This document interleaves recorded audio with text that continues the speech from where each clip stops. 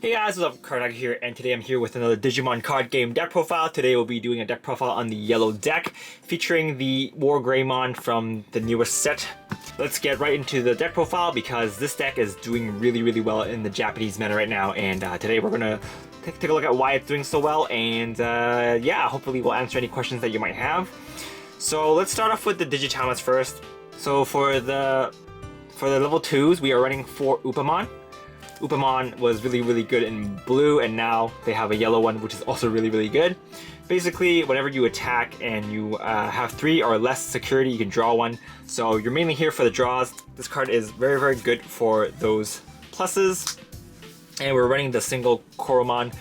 Most of the time, you won't really need his 1000 DP, but there are times when your opponent has 5000 DP Digimon on the field, and if you use the Mega Growlmon, then you can also attack and then deduct that last 1000, and then poof, your Digimon is dead.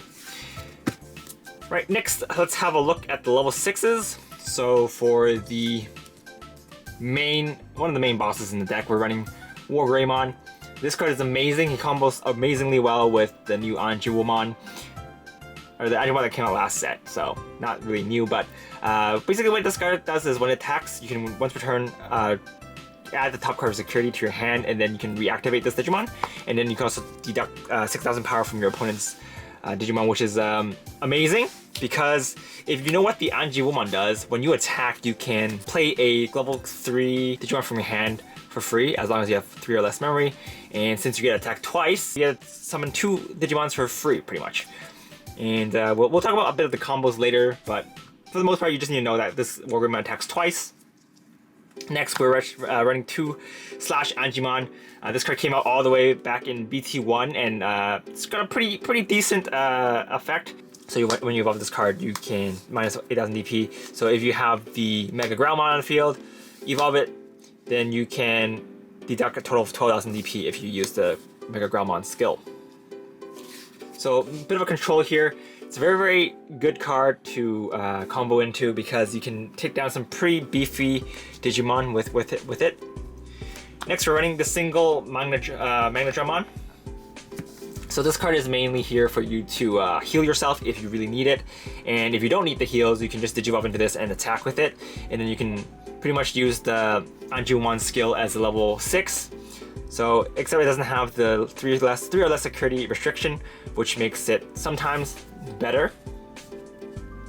But I like the Anjimons a bit more, so we're running 2 of these and 1 of these.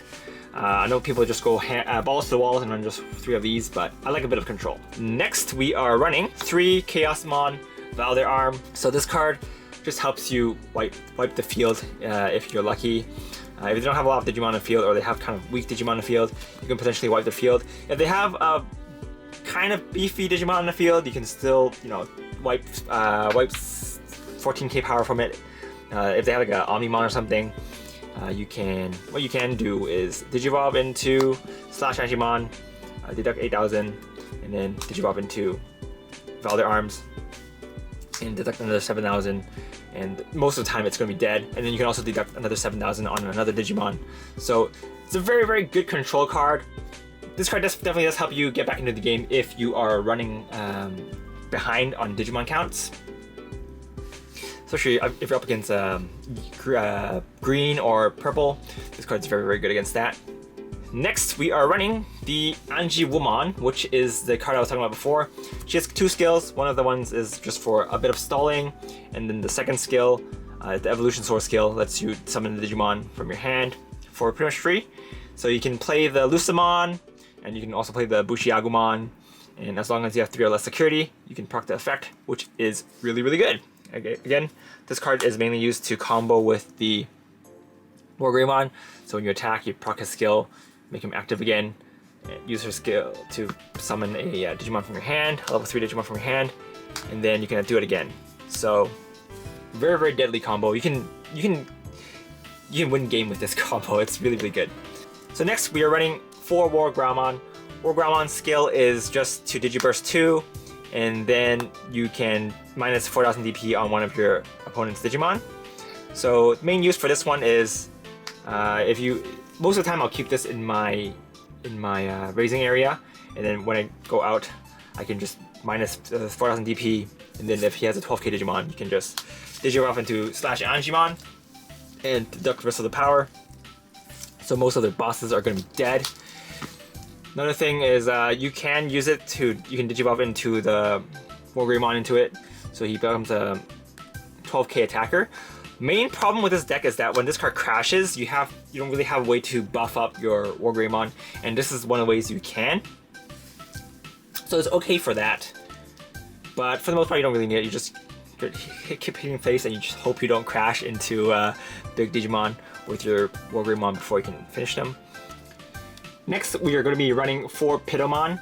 So this is the new 1 cost to evolve blocker. Looks like Anjimon, but it's not actually Anjimon, it's Pitomon. I got scanned by him too, but yeah, it's a very good card because it's a 1 cost to evolve. So you're gonna try to max out on your 1 cost evolves just so you can play the memory deny game. And so in that event, we're also playing the vanilla 1 cost to evolve, 6 cost to play.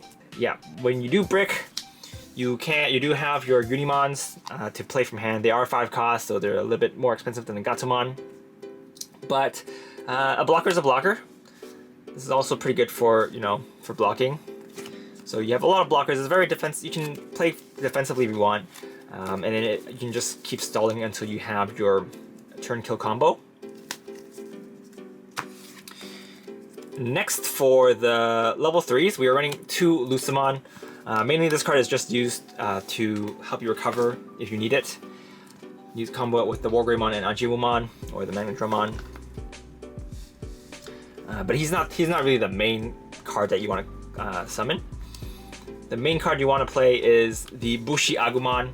So this is the fire card, hard cast. A very expensive hard cast card, but he does have the haste ability.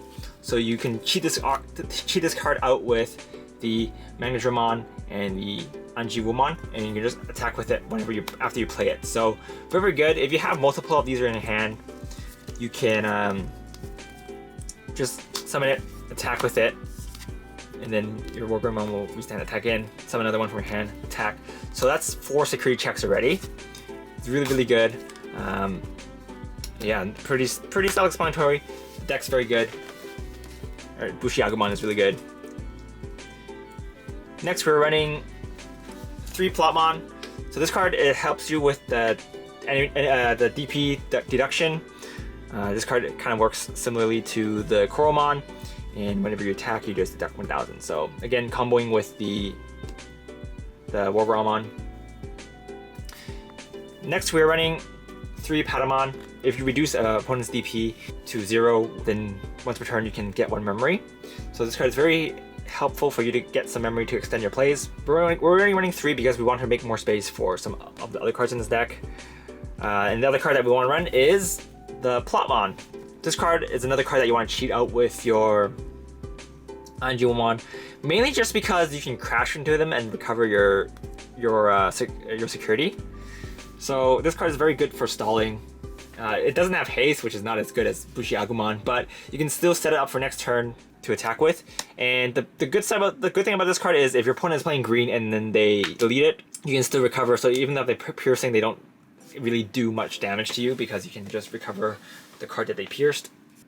So next, we're gonna be running 2 Blinding Lights. This is the new option card for yellow. It doesn't have a security effect, but the good thing is you can, if you play your Takeru or your TK, you can search your security and add this back to your hand if you need it. If you do security check this card, then it whiffs, but I think it's quite a good card just to help you accelerate your plays. Sometimes your opponent, if they're smart, they're going to try to keep you at 4 security and then try to finish you all in one go. This card can just help you get that last security out of the security zone, so then you can go back down to 3, and then you can just have more memory to work with too. So it's a very flexible card. I quite like it. And if you do need to recover afterwards, you can just crash with a Patamon or something, and then you'll be able to be safe again. Safe. Next, last but not least, we're running 3 Takerus.